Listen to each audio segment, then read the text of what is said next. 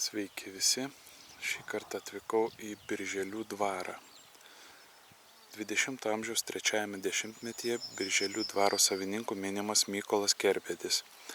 Pastarajam mirus dvarą paveldėjo Felicija Kerbedytė.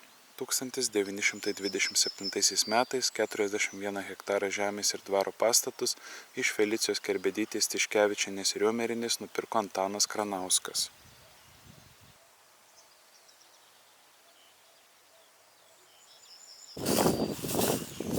Internete labai mažai pavyko rasti informacijos apie šį dvarą. Tad tiesiog pasivaikščiosim ir pažiūrėsim, kas čia yra. O man įdomu tuo, kad medinis pastatas kaip ir dvaro. Priklausiniai mūriniai tiesa, bet pats pastatas dvaro medinis. Ir čia aplinkui statinių visokiausių labai daug, tiesą sakant.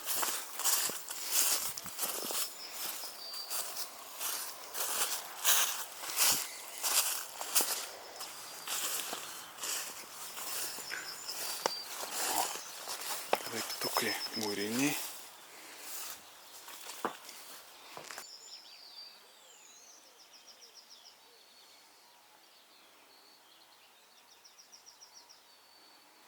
Labai gražus papuošimai mediniai viršuje. Bent jau buvę gražus kadaise.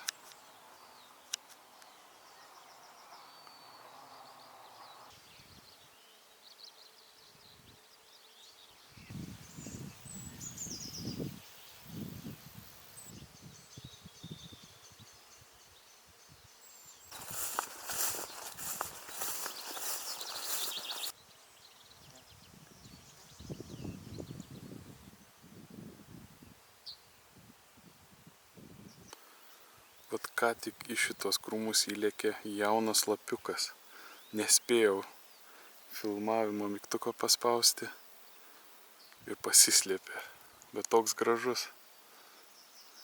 O šitas priklausinys, kaip spėju, čia buvo dvaro priklausinys, įdomus tuo kryžiumi viršuje. Jis primena vokišką kryžiuočių kryžių arba Wehrmachte naudotą kryžių ant karinės technikos.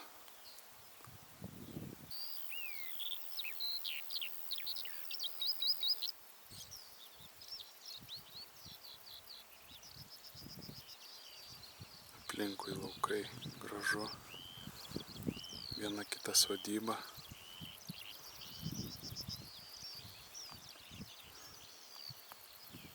Ir dvaras Birželių.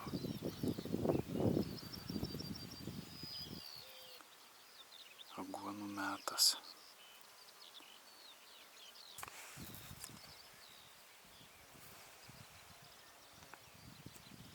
Na, čia žvėrių netrūksta. Pasibaidžiusi stirna iš krūmų išbėgo dabar. Jiems drumsčių ramybė čia gamtoje.